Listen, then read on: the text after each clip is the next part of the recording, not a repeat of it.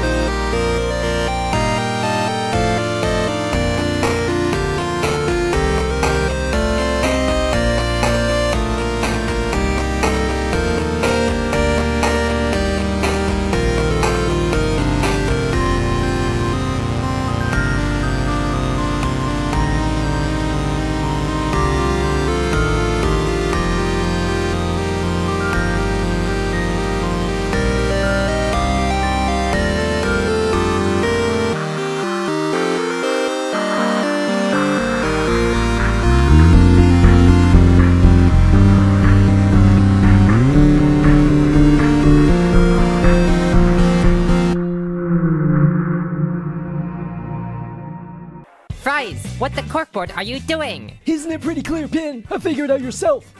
Nothing's poking out at me. Do you see what I have to deal with? This is the last fry. All the others have either rotted away, gotten burned by fiery, or were eaten by gelatin. So if I want to stay alive in this hostile Yoil environment, which I kind of want to do, then I'd better get to work at growing potatoes. Ooh, so you're gardening. How cute! Whoa! Mommy, what are you doing here? I haven't heard you say anything in a long time. How many lines do you have in this episode again? 2! Huh. I need help loosening the soil, and this hoe isn't even really helping. Do you think you can help me out a bit? What? Fries, what do you mean? Oh, you know... Our diary followers have no idea what's happened to us in the last 3 years. Oh, oil, it's no big deal. Hoi hoi! They have no clue who was eliminated in BFDIA 6. What happened? Oh, I see. It was Puffball with 1,455 dislikes. Wait, Ruby, where do you get those results? It's a secret. You'll never know. Oh, give me that! Well, why don't you come and get it, Pants Post? Ruby, stop it! This is dangerous! Na-na-na-na. Oh, hey, Fiery. Ruby, now you've done it! Whoa! Pull me up! Oh, great, not again. Okay, everybody, sprint down the oil needle and catch Pencil before she hits the ground! I know a faster way! No, Ruby, you'll die!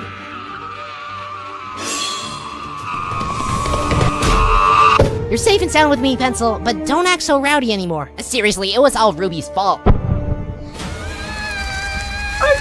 No, Ice Cube, you can't. It's too dangerous.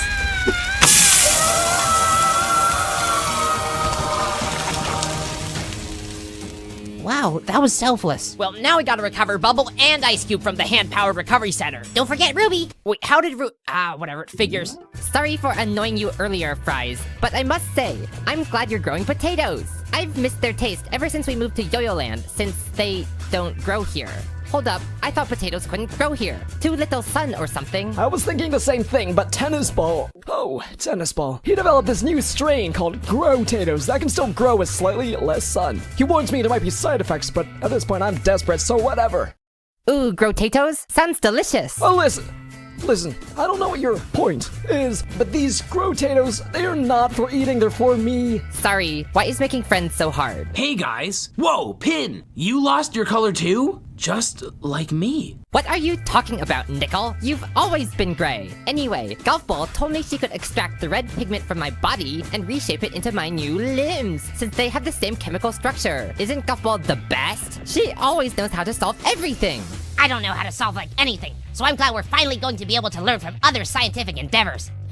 Yeah, that sounds nice. But who are these others again? And how do you know whether this building really is what you think it is? Well, I think it's a science museum because the sign says Science Museum. And we're here now. Let's go in. I really don't think this is necessary. It is. But there's so much science to do in the outside world. There is not. Why would you ever want to enter a dilapidated old building? To find science treasure. Stop right there! What do you think you're doing? Needy. Don't call me Needy! Needle, we're going to enter the Science Museum of Yoil City on our eternal quest to create innovation and creation. You just said create creation. Whatever it is, you can't do that! Why? It's secret, but it's because of Free Smart. Needle, why don't you just go slap a few strangers for me? Tell you what, they probably called you needy behind your back. Come on, TB. I wonder what that was all about. Needle's been acting quite loopy lately. But look at this place. It's got treasure just waiting to be stolen. Are you okay? Oh, my place where tennis balls are created! It's a wall teleporter! I've always heard about these things, but I never knew they were a reality! Yeah, see, aren't you glad you came here? Yes. I mean, now that I think about it, nobody's been in this building for years, so what's the big deal if I just borrow this for a bit? I've always wanted to know what it feels like to use this. Okay, let's see what's in this next room over... Where are you, Bozo? You need punishment. You can't hide forever, Bozo. Golf ball! Snap out of it! Jeez, that's the second weird episode you've had since we entered this building. Stay focused. No, we need to leave. Golf ball, we haven't even seen 10% of the gadgets yet. Listen, I don't know why, but we have to go now. That is the first time I've ever seen you make a decision irrationally. But if you insist. Hey, Pin, what you got going on here? Trying to make friends with Fries. He's growing grotatoes. Ooh, grotatoes? TB told me those things are gonna taste delicious! I sure hope so. I'll be the first to eat one. In fact, I'll try one right now. Coiny, they've barely begun growing. You need to be 20 times more patient. Sheesh, you need to calm down. Take a deep breath. You know, a deep fried breath. Oh, my tater! Hey, Pencil, now that we've gotten Fiery punished and all... Do you think we should focus our efforts on bringing Match back from the TLC? Maybe. Aren't you best friends? I thought you'd be a little more eager to see her again. I mean, we're doing just fine without her, aren't we? Match was a little too needy.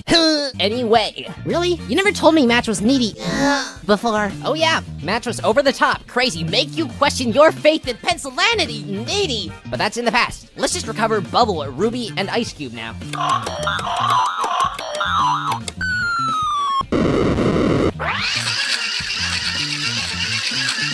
Yoy! Yay!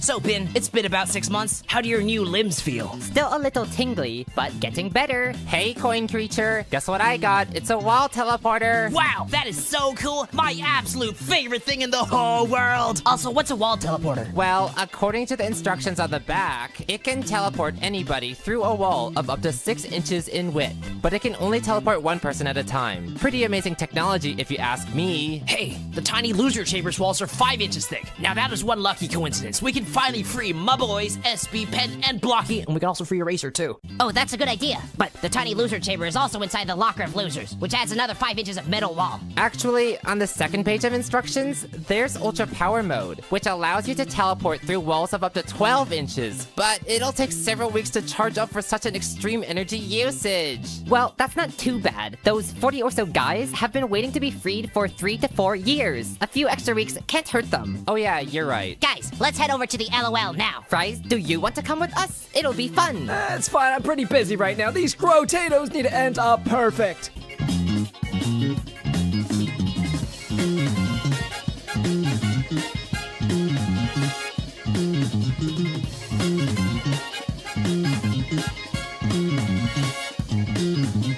Okay, so the plan is to shoot this thingamajig Labradoodle into the tiny loser chamber to pull somebody out. Wait a month or two, and then repeat the process. Sound good? Yeah. But how do we choose who to save first? Well, obviously you bring Snowball out first. He's a great guy, and he doesn't deserve to be in that prison any longer. Are you kidding me? Are you kidding me? If anything, Snowball deserves to be in the locker of losers forever! I think we should extract Robati, because Golfball told me Robati's red tint could be used to recolor me. No, according to my calculations, Barfbag would be the best guy to get back. Then, we could finally contain Rocky's vomit.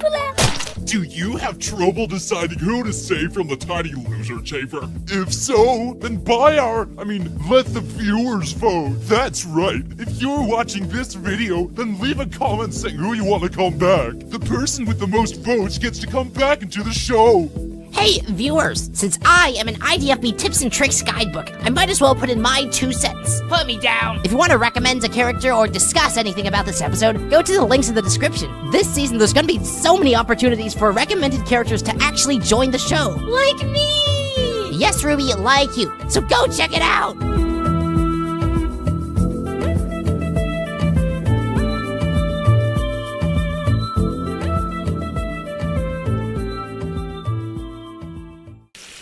Hey, Fries, I bought some boiling frying oil so we can finally do some deep fried breaths. Please tell me you're not actually doing this. Okay, so we breathe and then we deep fry it. Ready? I'm not participating. 1. Gordy, just stop. Gordy, 3. stop. You're insane. Just stop.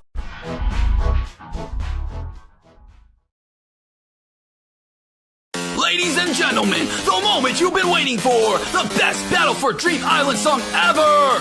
Let's go!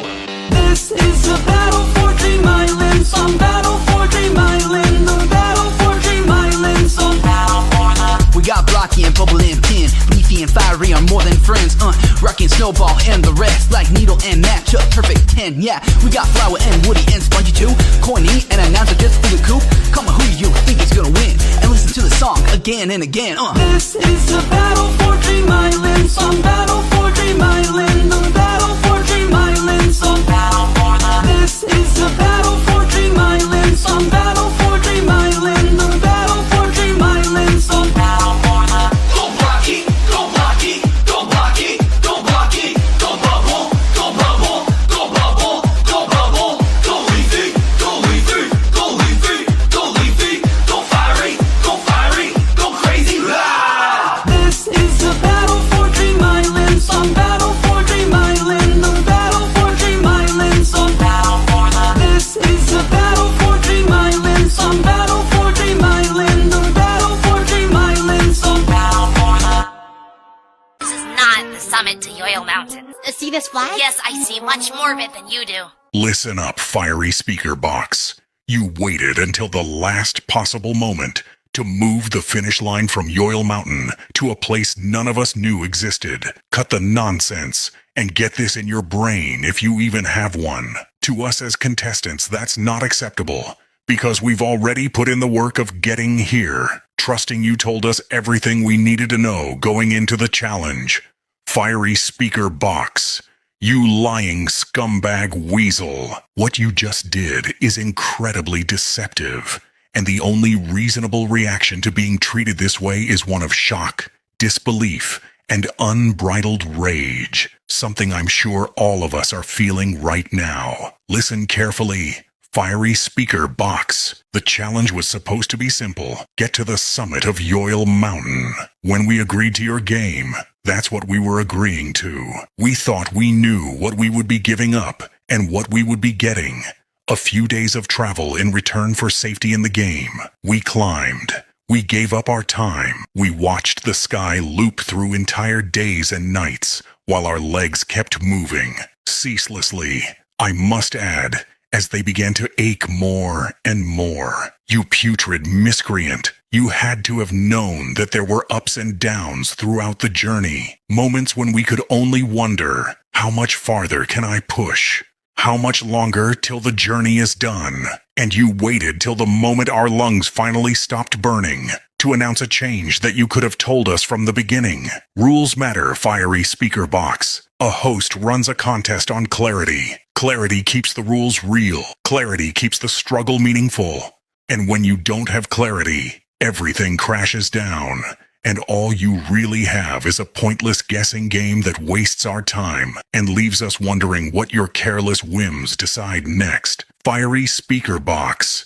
You vile cretin. You really made a show out of this cruel maneuver.